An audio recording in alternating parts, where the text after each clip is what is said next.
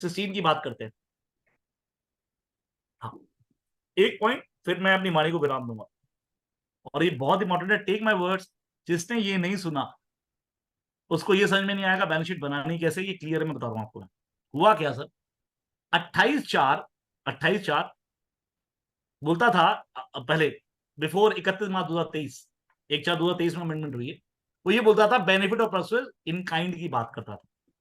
पहले judgement I sir 404 ITR 1, 404 ITR 1 Supreme Court, 404 ITR 1 Supreme Court, जहां पे sir Mahindra and Mahindra के अंदर sir they have actually forfeited a loan, और जहां पे it has been argued before Supreme Court by the revenue कि sir या तो 28/4 में टैक्सेबल करें, तो सुप्रीम कोर्ट ने बोला 28/4 इन काइंड की बात करता है, और लोन आपको कैश में मिला है तो इस पे कवर नहीं हो पाएगा। Then they talked about sir 41(1) में रेमिशन ऑफ ट्रेडिंग लायबिलिटी है, तो सुप्रीम कोर्ट आस्क्ड देम कि क्या आपने कभी डिडक्शन दी थी, आंसर इज नो। तो ऐसे केस में जो लोन का फोरफीचर है वो आपका कभी भी खर्च इनकम नहीं बन पाएगा। अब हुआ क्या सर, 31 जब फाइनेंशियल 2022 आया, इन्होंने 194R डाला, और 194R में हमने बहुत सारे सेमिनार किए, ऑल ओवर इंडिया बहुत सारे सेमिनार हुए, जहां पे इन्होंने सर्कुलर के तहत में सर लैंग्वेज तो 194R में सेम यूज की 28/4 वाली, but by circular they try to make the amendment as to include cash account, cash element also, जहां पे हमने सबने आर्ग्यू किया कि sir mere by circular by instruction you can't do like this any how.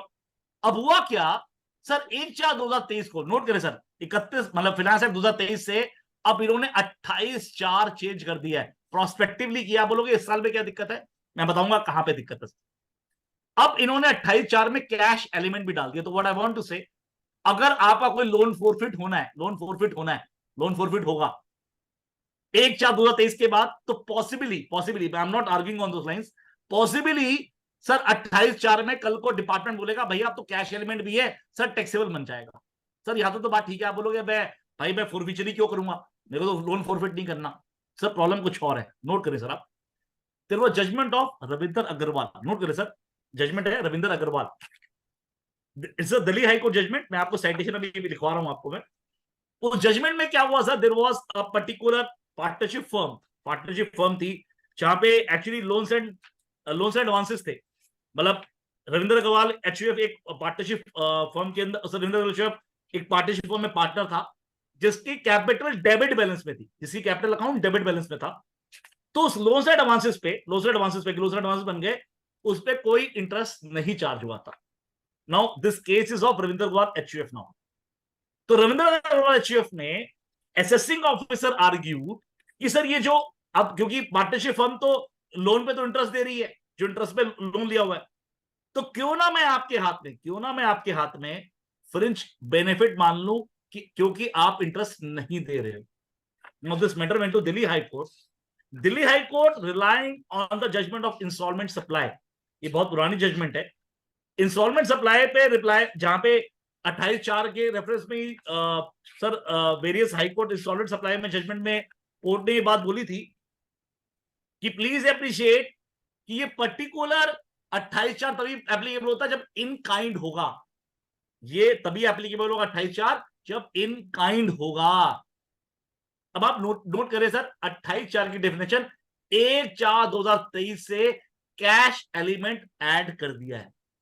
जब इन्होंने cash element add कर दिया है तो होगा क्या, अब 1/4/2023 के बाद जो प्रीवियस शुरू होगा, तो डिपार्टमेंट, मेरा पर्सनल मानना है, it has hitted bounty in the sense sir target नहीं था पर ये टारगेट हिट हो गया है। तो there could be a possibility, department could argue, जो जो अनसिक्योर्ड लोन आपके पास खड़े हैं जिसपे आप इंटरेस्ट पे नहीं कर रहे, ऐसे केस में क्यों ना मैं इंटरेस्ट को फ्रिज बेनिफिट नाम के आपके नाम पे टैक्सेबल कर दूं, क्योंकि अब 28/4 का बेनिफिट तो आप पे रहेगा नहीं। अब आपको क्वेश्चन रहेगा, पॉसिबिलिटी है, प्रिया बोलेगी सर क्या दिक्कत है, हम एक काम करेंगे, या तो इंटरेस्ट प्रोवाइड कर देंगे या तो लोन वापसी कर देंगे।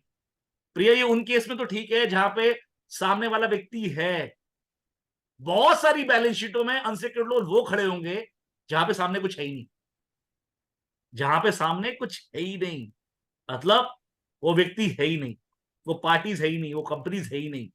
अब ऐसे केस में क्या होगा, अब ऐसे केस में what is going to happen, अगर आप इंटरेस्ट प्रोवाइड करोगे, तो क्या होगा, what is going to happen, sir TDS उसका काटोगे, अगर आप फोरफिट करोगे तो फोरफिट कैसे करोगे? तो जो भी काम करना है 31 मार्च 2023 से पहले होना है। Are you with me? ये सुनो, आई बिलीव मैंने आपको समझाया, मैंने जो आपको बात बोली है फिर से बोल रहा हूं मैं आपको। अब by this judgement it is very very possible आने वाले टाइम के अंदर, और मैं जजमेंट का एक मिनट नाम बता रहा हूं आपको, एक मिनट रुकिए।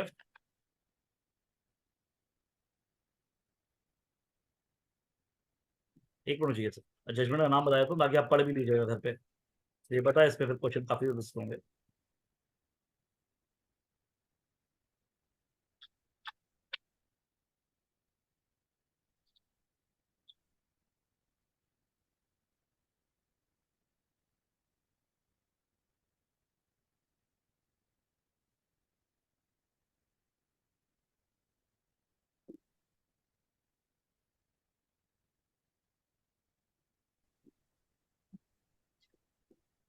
तो जजमेंट नोट पे sir, Ravinder Singh and others 1994, 205 ITR 353 Delhi high court, 205 ITR 353 Delhi high court, relying on the judgement of instalment supply private limited 149 ITR 457, right.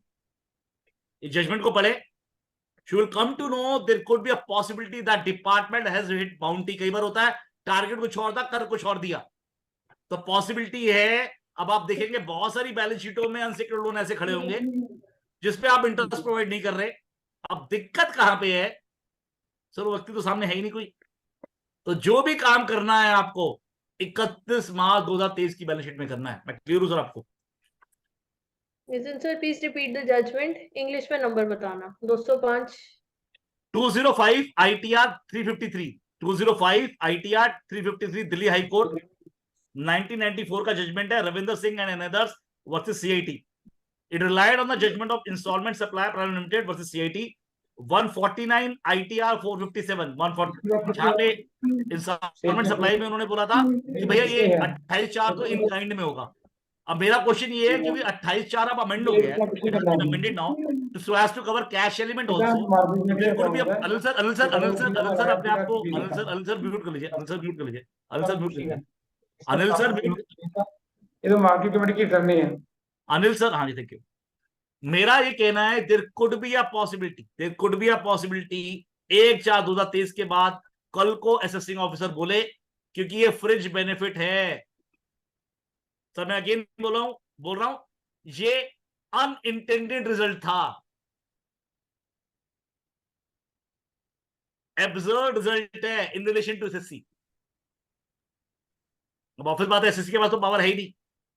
Department चाहता नहीं, पता नहीं था, डिपार्टमेंट को हिट कर गया, डिपार्टमेंट ने हिट कर लिया, इस बात को अप्रिशिएट कीजिएगा। तो possibility are very very high. और अब प्रॉब्लम क्या है, सारे के सारे लोग अपनी सोच में हैं मेरी कौन सी बैलेंस शीट में क्या पड़ा हुआ है। अब ये नहीं सोच रहे कि अभी तक आर्टिकल, अभी क्लॉज 11 तक क्या पढ़ा है, 12 तक क्या पढ़ा है मैंने। सबको ये लग रहा है कि मेरी बैलेंस, किसकी बैलेंस शीट में क्या पड़ा है। हाँ पंडित जी, समझ रहा हूं मैं, पंडित जी। अब बात है सर क्लॉज नंबर 16 पे। 16 पे मैंने आपको एक इशू बताया था, और मैंने आपको बताया था it is going to big big problem to you. जो मैंने आपको बताया था कि sir there was a judgement of Ravindra Agrawal, अगर टाइम ने परमिट किया शाम को एंड में सबसे दोबारा डिस्कस करेंगे कि जहां मैंने बताया था रविंद्र अग्रवाल में क्या होगा अगर आपके केस में कोई, आपकी बैलेंस शीट पे कोई लोन खड़ा है, आपके केस पे लोन खड़ा है, और लोन में क्या होने वाला है, अप्रिशिएट कीजिएगा, आप इंटरेस्ट फ्री है। तो जो जिस साल की आप बैलेंस शीट बना रहे वहां पे तो दिक्कत नहीं आएगी, पर क्योंकि 28/4 अब अमेंड हो गया है फ्रॉम 1 अप्रैल 2023, अब उसके अंदर आने वाले टाइम पे गवर्नमेंट ये बोल सकती है, डिपार्टमेंट बोल सकता है ये फ्रिंज बेनिफिट हो गया है। और मैंने बोला सर ये प्रॉब्लम आपको ज्यादा इसलिए अराइज होगी because there could be a possibility शायद जिन्होंने लोन दिया है वो बैलेंस शीट में तो खड़े हैं पर वो एक्चुअली है ही नहीं, राइट। वो बैलेंस शीट, मान लीजिए वो लोन व्यक्ति विशेष ही नहीं है, वो कंपनी बंद हो चुकी है, राइट, या वो बंदे की डेथ हो चुकी है, वो बंदा है ही नहीं। तो ऐसे केस के अंदर आप इंटरेस्ट कैसे प्रोवाइड करेंगे, वो लोन वापसी कैसे करेंगे। तो अपने आप में बहुत बड़ा इश्यू है, जो मैंने आपको बोला था जो भी आपको ठीक करना है 31 मार्च 2023 की बैलेंस से पहले पहले ठीक करना है, राइट। एनीहाउ अगर टाइम ने परमिट किया विल डिस्कस, बहुत लेंथ पे डिस्कस करेंगे इस पॉइंट को। नाउ अब प्लीज अप्रिशिएट करें, फॉर्म जो क्लॉज 16 है उसकी वर्डिंग्स पढ़नी बहुत इंपॉर्टेंट है। वो क्या बोलता है, amounts not credit to the profit loss account being, तो ये उन बातों की बात कर रहा है, वो वाली इनकम जो आपने क्रेडिट तो करनी चाहिए थी प्रॉफिट लॉस में, पर आपने क्रेडिट नहीं करी। क्रेडिट तो करनी चाहिए थी पर आपने क्रेडिट नहीं करी। जैसे उसने सेक्शन 28 की बात करी, परफॉर्म क्रेडिट की बात करी, एक्सप्लिसिट क्लेम की बात करी, any other item of income की बात करी, कैपिटल शीट की बात करी। ई वाला क्लॉज बाद में करेंगे, पहले डी में आते। 99% लोग गलती डी में करते हैं। लोग क्या करते हैं, लेट अस से फ्रॉम इंटरेस्ट इनकम आनी है, इंटरेस्ट इनकम आनी है। अब एप्रिशिएट करें, मेरा सेविंग बैंक से इंटरेस्ट है, मेरा पर्सनल एफडी से इंटरेस्ट है, मैं यहां पे क्यों डालूंगा सर? क्योंकि मैं ऑडिट तो बिजनेस का कर रहा हूं, प्लीज अप्रिशिएट कीजिएगा। तो मैं यहां पे क्यों डालूंगा? आपको डालना ही नहीं है। क्यों? अगर आपने यहां पे डाल दिया, आप ये मान के चलना आपकी डबल एडिशन हो जाएगी। या तो पहले वहां पे आप रेलिवेंट कॉलम में पहले ऐड करें, फिर लेस करें, फिर अदर इनकम में लेके जाएं। ऐसा तो हम कुछ करेंगे नहीं, हम सीधा आईओएस में ले जाते हैं। तो what is going to happen, ये आपकी डबल इनकम एडिशन होके आ जाएगी।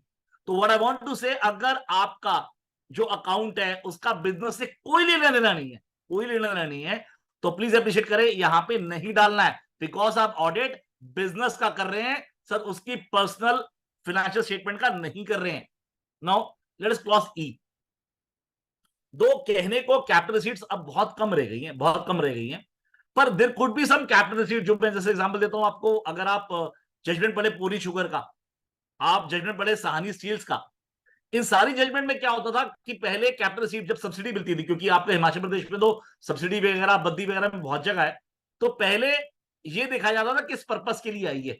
तो नाउ अब इन्होंने क्या किया सर, बकायदा सेक्शन अमेंड कर दिया है, और अमेंड करके क्या बोला है कि अगर मान लीजिए कोई सब्सिडी या फिर ग्रांट मिल रही है फ्रॉम द गवर्नमेंट जिसका रिलेशन कैपिटल एसेट से है, तो ऐसे केस में वो उस अमाउंट से लेस हो जाएगा, वो आपके हाथ में कैपिटल शीट नहीं बन पाएगा। तो व्हाट आई वांट टू से सर, वो जो एसेट की वैल्यू वो कम हो जाएगी। तो ऐसे केस के अंदर मान लीजिए अगर आपने कैपिटल शीट यहां पे वर्ड लिख दिया, पर एक्चुअली अगर आप क्लॉज 18 पढ़ेंगे वहां पे भी आपको कोई अमाउंट लेस होना है तो वो भी लिखना है।